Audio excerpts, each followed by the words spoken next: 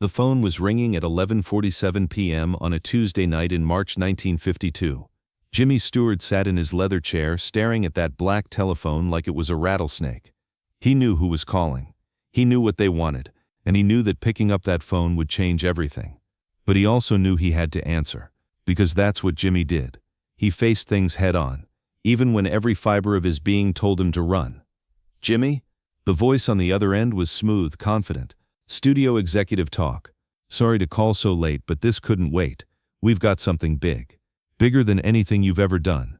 Jimmy leaned back in his chair, looking through his window at the quiet Beverly Hills street. Street lamps casting long shadows, not a soul in sight, just the way he liked it. "I'm listening, Harry." $10 million, Jimmy. 10 million, for 6 months' work. The number hung in the air like smoke. In 1952, $10 million wasn't just money. It was generational wealth. It was enough to buy half of Indiana, set up his kids' for life. It was the kind of offer that could make a man forget who he was. Jimmy had grown up in Indiana, Pennsylvania, population 8,000. His father ran a hardware store. His mother taught piano lessons. $10 million was more money than his entire hometown had seen in its collective lifetime. But something in Harry's voice, that slick confidence, made Jimmy's stomach turn. "What's the picture about, Harry?" There was a pause. In Hollywood, pauses meant trouble. "Well, it's a war picture. World War II. You'd play a general who has to make some tough decisions. Really tough decisions." Jimmy had been there. He'd flown bombers over Germany. He'd seen boys die. He'd made decisions that kept him awake at night, staring at ceilings just like he was staring at his ceiling now. "What kind of decisions?" Another pause. Longer this time. "The kind that win wars, Jimmy. The kind that require a man to put the mission above everything else, above everyone else." And there it was. The catch. There was always a catch. You see, Jimmy wasn't just an actor. He was a man who'd spent 3 years of his life risking everything for his country. He'd commanded the 445th Bombardment Group. He'd led boys barely old enough to shave into the hell of war-torn Europe. And he'd learned something that Hollywood would never understand. Sometimes winning costs you your soul. But Harry wasn't done. "Jimmy, this isn't just any war picture. This is the war picture, the one that tells the real story, the one that shows what it really took to beat the Nazis." "And what did it really take, Harry?" "Everything, Jimmy, including doing things that good men don't talk about at dinner parties." Jimmy's hand tightened on the phone. He thought about those boys he'd led over Germany. Boys like Tommy Morrison from Ohio, who'd cried for his mother as his B-24 went down in flames. Boys like Eddie Carlson from Wisconsin, who'd never gotten to see his baby daughter because a piece of flak tore through his chest at 25,000 feet. "I need to read the script, Harry." Of course. But Jimmy, between you and me, this is going to be the most important picture of our generation. The Academy is already talking. This could be your third Oscar. Jimmy had 2 sitting on his mantle, but they felt heavy sometimes. Like they were watching him, judging whether he deserved them. "Send me the script." "Already on its way." "Jimmy, I can't stress this enough. This is once in a lifetime. $10 million. Your pick of co-stars. Full creative control. Everything you've ever wanted." But here's the thing about Jimmy. He'd never wanted everything. He just wanted to be a good man who happened to be an actor. And as he hung up that phone, sitting alone in his chair at midnight, he wondered if $10 million could buy him out of that promise he'd made to himself. The script arrived the next morning by courier. Thick as a phone book, bound in expensive leather. The title page read, "The Final Solution," in gold lettering. Jimmy's blood ran cold. He'd heard those words before, in briefings about concentration camps, about trains that carried human cargo to places where hope went to die. He read for 3 hours straight, never moving from his kitchen table. His coffee went cold, his breakfast went untouched, and with every page a knot in his stomach grew tighter. The script was beautifully written, expertly crafted. It would probably win every award Hollywood had to offer. But it told the story of an American general who deliberately allowed a concentration camp liberation to be delayed so that his forces could capture a strategic bridge. Thousands died while the general achieved his military objective. The character was complex, tormented, ultimately heroic in the way that Hollywood understood heroism. He saved the war effort. He made the hard choice. He sacrificed the few for the many. But Jimmy had been in the war, the real war, and he knew that the men who made those kinds of calculations weren't heroes. They were just men who'd learned to live with the sound of screaming. But what Jimmy read next in that script would shake him to his very core. At 2:30 p.m. that Tuesday, his phone rang again. This time it wasn't Harry from the studio. It was a voice from another world entirely. "Mr. Stewart? This is Margaret Henley from the Riverside Community Theater in Ohio." Jimmy almost laughed. After the morning he'd had, hearing from a community theater felt like getting a letter from Alice in Wonderland. "Yes, ma'am, how can I help you?" "Well, sir, I know this is presumptuous, but we're in a bit of trouble here. Our theater has been serving this community for 37 years. My late husband built it with his own hands back in 1915, but we're about to lose it." Jimmy found himself leaning forward, interested despite himself. "What's the problem, Mrs. Henley?" "Money, Mr. Stewart. It's always money, isn't it? The bank says we owe $12,000 in back taxes and repairs. If we don't pay by month's end, they're turning it into a parking lot." $12,000. Jimmy had spent more than that on his car. But to this woman, to this theater that had served a small Ohio community for nearly 4 decades, it might as well have been 12 million. "Mrs. Henley, I'm flattered that you'd call me, but I'm not sure what you think I can do." "Mr. Stewart, you grew up in small-town Pennsylvania, didn't you?" "Yes, ma'am." "Then you know what places like our theater mean to places like this. We've put on Christmas pageants for 3 generations. We've given kids their first taste of Shakespeare. We've been the place where young people fall in love and old people remember what it felt like to dream." Jimmy looked out his window at Beverly Hills, at the manicured lawns and imported palm trees. It was beautiful, but it wasn't real. Not the way that small Ohio theater was real. "Mrs. Eli Henley, what exactly are you asking me to do?" "Come help us, Mr. Stewart. Not with money, though Lord knows we could use it. Come help us put on one last show, something that might draw enough people to pay off our debts, something that might save what my husband built." After she hung up, Jimmy sat in his kitchen holding the phone and staring at the script for the final solution. $10 million on one side, a small-town theater that needed $12,000 on the other. The choice should have been obvious. But here's what you have to understand about Jimmy. He wasn't a man who made the obvious choice. He was a man who made the right choice, even when it cost him everything. That afternoon, Jimmy called his agent. "Bernie, I need you to turn down the studio offer." Bernie nearly choked on whatever he was drinking. "Jimmy, did you say turn it down? $10 million, and you want me to turn it down?" "That's right." "Jimmy, are you feeling all right? Should I call a doctor?" "I'm fine, Bernie. I'm better than fine. I'm clear." "Clear about what?" "Clear about walking away from the biggest payday in Hollywood history?" Jimmy looked at the script sitting on his table, its gold letters gleaming like a warning. "Clear about who I am." But the real shock was still coming. The next morning, Jimmy packed a single suitcase and drove to Riverside, Ohio.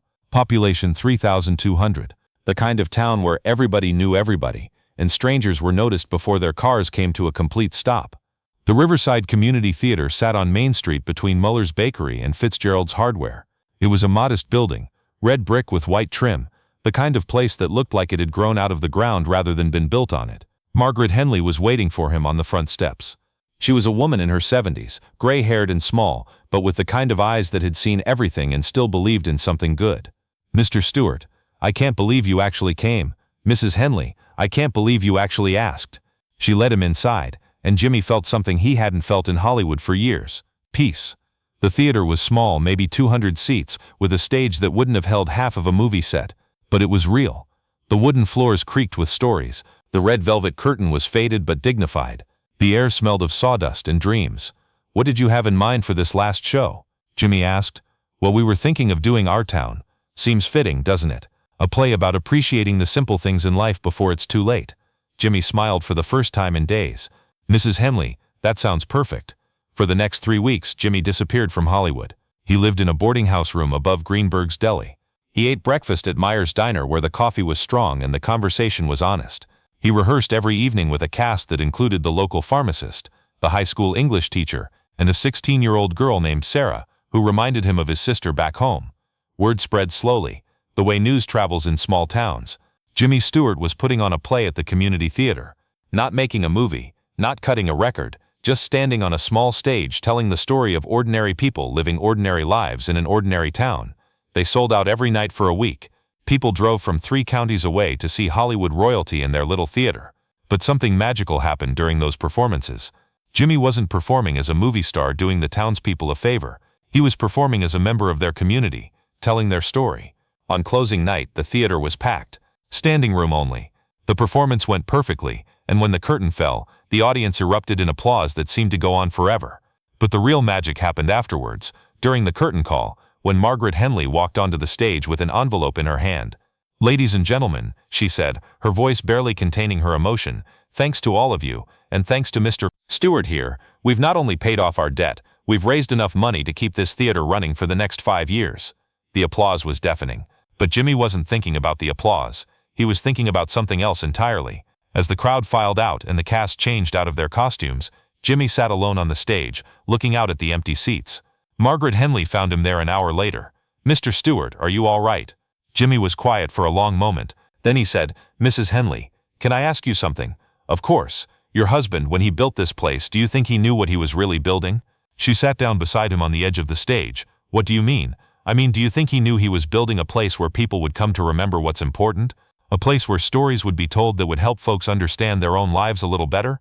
Mrs. Henley was quiet for a moment. "I think he knew he was building something that would outlast him, something that would matter long after he was gone." Jimmy nodded. "That's what I thought." He didn't tell her about the $10 million movie. He didn't tell her about the script sitting back in Beverly Hills, probably gathering dust on Harry's desk by now. He didn't tell her about the career opportunities he'd walked away from, or the headlines that would probably call him crazy for turning down the biggest deal in Hollywood history. Instead, he said, "Mrs. Henley, would you mind if I came back next year? Maybe we could do another show." Her eyes filled with tears. "Mr. Stewart, you'd be welcome here anytime." But the story doesn't end there, because what Jimmy did next would define him for the rest of his life. Jimmy returned to Hollywood a changed man. He turned down 3 more multi-million-dollar deals that year. Instead, he started quietly funding community theaters across the country. Small grants, nothing flashy, nothing that would get his name in the papers, just enough to help small-town theaters stay open, stay alive, stay connected to their communities. He never talked about it publicly. When reporters asked about the projects he'd turned down, he'd just smile and say, "Sometimes the best roles are the ones you don't take." Years later, when Jimmy was in his 80s, and Hollywood had long since forgiven him for walking away from $10 million, a young reporter asked him if he had any regrets. Jimmy thought for a moment, and then he said, "Son, I've learned that there are 2 kinds of success in this world. There's the kind that everybody sees, and there's the kind that only you know about. The first kind is louder, but the second kind helps you sleep at night." The reporter pressed him, "But Mr. Stewart, don't you ever wonder what would have happened if you'd taken some of those big offers? The money you could have made? The awards you could have won?" Jimmy smiled, that same gentle smile that had charmed America for decades. "Young man, I've been to a lot of award shows and counted a lot of money, but I've also sat on a small stage in Ohio and watched a 16-year-old girl discover she could make people cry with nothing but her voice and her heart, and I can tell you which memory I treasure more." The truth is, Jimmy's choice that night in March 1952 changed more than just his life. It changed the way he thought about what it meant to be successful, what it meant to matter, what it meant to leave something behind that would outlast the applause. That script for The Final Solution was eventually made into a movie with another actor. It won 3 Academy Awards and made over $50 million at the box office. It was forgotten within 5 years. But in Riverside, Ohio, the community theater that Jimmy helped save is still standing. It's been renovated twice, expanded once, and has put on over 400 productions. 3 generations of children have taken their first bows on that stage. Countless young actors have discovered their calling in those red velvet seats. Thousands of people have found comfort, joy, and understanding in the stories told within those walls. On the wall in the lobby there's a small plaque that reads, "In grateful memory of Margaret Henley and her husband, who built this place, and Jimmy Stewart, who helped save it." Some gifts are measured in dollars, others are measured in dreams. Jimmy never regretted his choice. Not once, because he understood something that Hollywood never did. True success isn't about how much money you make, or how many awards you win. It's about the quiet moments when you choose to do the right thing, even when no one's watching, even when it costs you everything. And sometimes those quiet choices echo longer and louder than all the applause in the world. Now I want to ask you something, and I want you to really think about this. In your own life, have you ever faced a moment like Jimmy's? A moment when you had to choose between what everyone expected you to do and what your heart told you was right. Maybe it wasn't $10 million.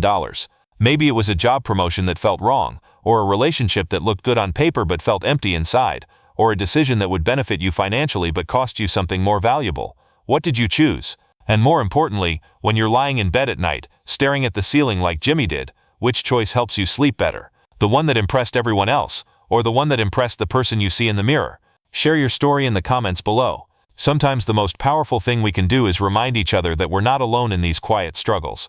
that we all face moments when we have to choose between success and significance, between what's profitable and what's right. Don't forget to like this video if Jimmy's story touched your heart, and subscribe to our channel for more stories about the quiet heroes who chose conscience over convenience. Thanks for watching, and remember, the best applause is the kind you give yourself when you know you've done the right thing.